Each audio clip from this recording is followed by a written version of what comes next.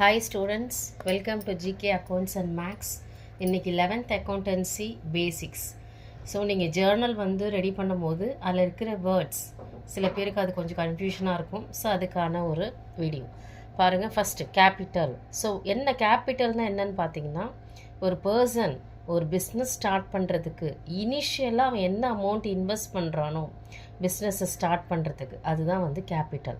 அது எய்தர் கேஷாகவும் இருக்கலாம், ஸ்டாக்காகவும் இருக்கலாம். அவன் பொருளாகவும் கொண்டு வரலாம், பணமாகவும் கொண்டு வரலாம்.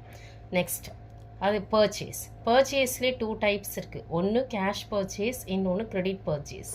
ஸோ கேஷ் பர்ச்சேஸ்னால் என்ன? நீங்கள் பர்ச்சேஸ் பண்ணும் போதே கேஷ் பே பண்ணிட்டீங்கன்னா அது கேஷ் பர்ச்சேஸ். பர்ச்சேஸ் பண்ணும் போது டைம் கேட்டிருக்கீங்க, எனக்கு ஒரு 15 days 1 month கொடுங்கன்னா, ஸோ அது கிரெடிட் பர்ச்சேஸ்.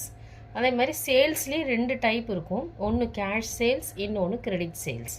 கேஷ் சேல்ஸ்னால் என்ன மீனிங் பார்த்தீங்கன்னா, சேல் பண்ணும் போது உங்களுக்கு கேஷ் வந்துருச்சு அப்படின்னா அது கேஷ் சேல்ஸ்.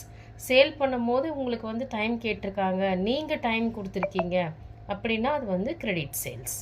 Thank you students. நான் பேலன்ஸ் நெக்ஸ்ட் வீடியோவில் அப்லோட் பண்ணுறேன்.